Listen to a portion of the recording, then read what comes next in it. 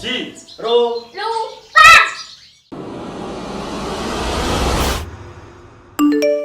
Ingin juara? Pakan Biang Gacor solusinya. Bikinlah food fighter pasti juara. Dapatkan sekarang juga di toko online seluruh Indonesia.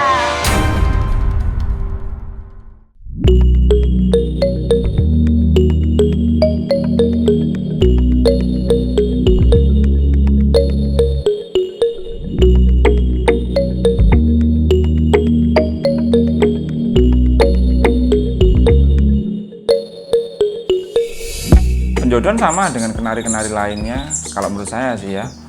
Jadi pertama dipastikan betinanya yang birahi dulu. Modal utama kan jantan gacor, itu sudah pasti ya. Jadi sudah pasti modal jantan gacor sama betina birahi. Betina birahi itu nanti ditandai dengan dia nyoba koran, mainan serat nanas atau sarangnya itu kan. Kemudian koran yang disobek itu ditaruh di tempat bertelurnya itu, sarangnya itu ditaruh di situ, kemudian dia dekam-dekam, baru kita masukkan jantan BB atau SF atau YS atau seri apalah, baru kita masukkan. Kalau misalkan betinanya jodoh, birahinya bagus, biasanya rata-rata langsung kawin. Jadi ketika jantan masuk, betina sudah birahi, mungkin tidak sampai 2 menit sudah kawin.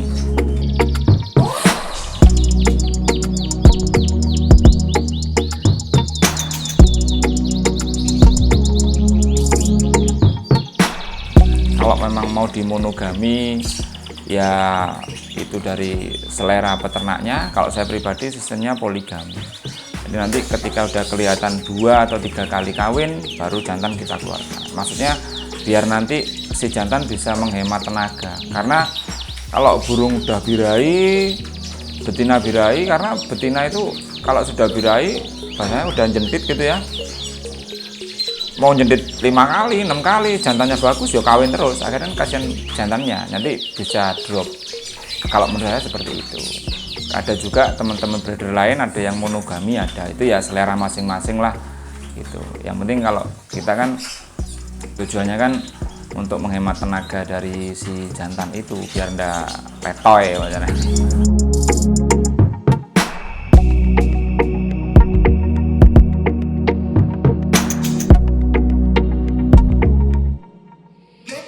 Jadi prosesnya itu mulai masuk kandang, misalkan sekarang dikawinkan, kelihatan 2-3 kali kawin kita lepas. Besok nggak usah dikawinkan, besoknya lagi dikawinkan sampai dia nelor 1. Kalau udah nelor 1 sudah kita ganti sama betina yang lain gitu. Kalau rata-rata 3-4 gitu kan, tergantung dari produktivitas betina tersebut. Makanya dengan biar kita mendapatkan produktivitas yang bagus, telur yang bagus, kemudian ketika dia ada benih di dalam itu kuat, nggak mudah untuk, bahasanya kalau orang Jawa bilang itu abor ya, pecah di dalam, makanya seratnya hilang, bungker kan gitu kan. Makanya kita kasih nutrisi seperti brokoli gitu kan, itu juga bagus untuk produktivitas breeding.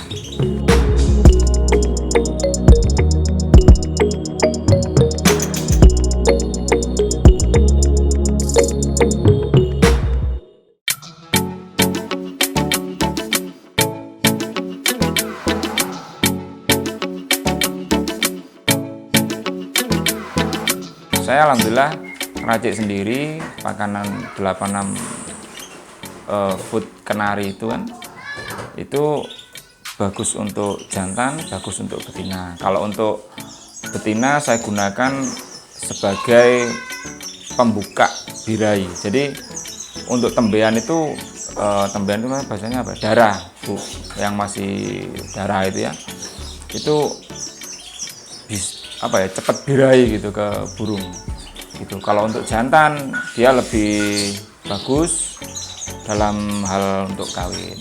Jadi pakan saya ini untuk pejantannya bisa digunakan untuk breeding, bisa digunakan untuk anakan, bisa digunakan untuk buat kontes. Kalau extra fooding kita seling-seling ya, Mas. Jadi kadang kasih hariannya itu kadang dikasih sawi sendok atau sawi pokcai, selada, brokoli. Cuman saya kalau misalnya sudah proses penjodohan itu saya lebih jos ke brokoli gitu. Cuman ya brokoli hijau itu kan pestisidanya kan kuat, jadi harus dicuci dulu baru dikasihkan ke burungnya.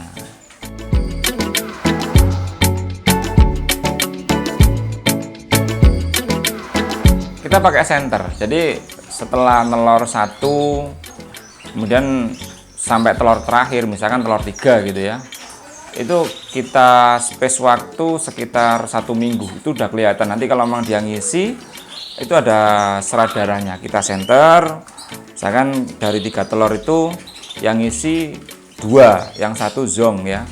Jadi yang 1 jangan diambil, biarkan, karena nanti di kandung maksud ketika nanti anakan kenari ini menetas, dia itu butuh sandaran kepala, karena dia kan kepalanya kan masih belum bisa tegak toh.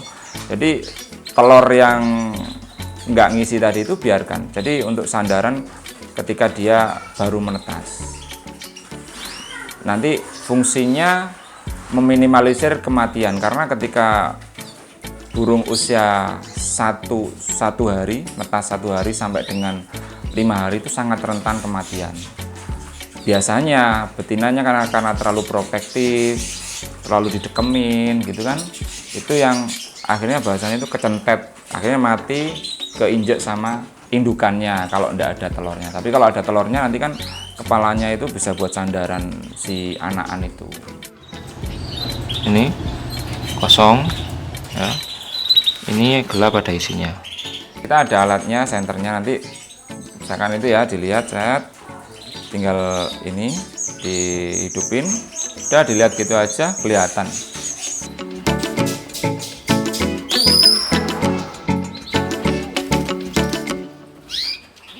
Ini yang kosong, Bentar, enggak kelihatan. ini yang kosong, kelihatan. Kosong ya? Heeh. Ini yang isi, Bedanya di apa? gelap.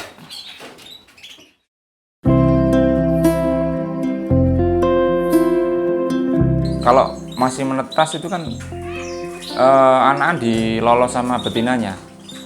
Kita hanya menyiapkan makanan seperti telur puyuh, kemudian sayur-sayur, sidi mungkin kalau diperlukan. Sehari kalau saya pribadi pagi sama sore. Jadi pagi saya kasih telur puyuh, kemudian sama sayur, sore kita kasih lagi. Kalaupun yang pagi itu telurnya masih, kita buang, karena kalau sudah hampir setengah hari itu kan kayaknya sudah agak bau ya. Jadi kasihan anak-anaknya, kita jaga kualitas lah. Sore ya sekitar jam 5 atau setengah 5 itu kita ganti. Kalaupun nanti sampai sore itu sudah habis, ya kita tambahi. So kita ganti, kita kasih yang baru. Anak sudah makan sendiri itu estimasinya ya sekitar 1 bulan.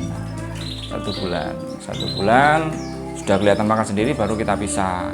Kalaupun itu nanti sudah indenan, kita pastikan burung itu kita pisah. Kalau sudah kuat makan bijian, baru kita sampaikan sama beliaunya yang menginden.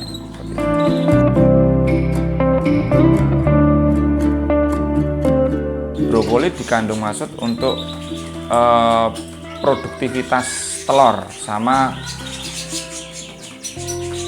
pembuahan. Jadi ini kan betinanya masih ngeloloh, anaknya udah usia 3 minggu, dia betinanya sudah mulai birahi-birahi.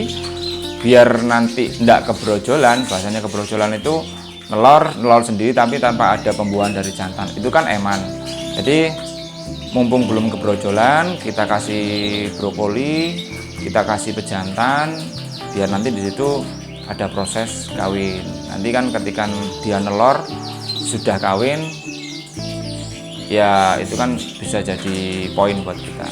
Insya Allah terus selama tidak ada kendala, terus continue seperti itu. Nanti sampai dia proses molting, maksudnya proses mabung. Kalau misalkan dia sudah mulai mabung, capek ya bahasanya, capek baru dia nanti birainya sudah hilang. Nanti kita sisihkan yang mabung, baru kita refresh dengan betina lain. Sebenarnya bukan teknik ya, kita hanya berdasarkan pengalaman. Jadi guru terbaik itu kan pengalaman. Pengalaman itu apa ya? Yang tahu ya kita sendirilah. Kadang juga kita sharing sama temen, lihat breedingnya temen gitu kan, kita bisa sharing-sharing. Jadi ilmu yang temen punya menurut kita bagus ya kita pakai. Kalau enggak ya kita pakai prinsip sendiri seperti itu. Kalau untuk ini ya ini hanya berdasarkan pengalaman aja lah. Kalau yang proses penjodohan berkontinu seperti itu.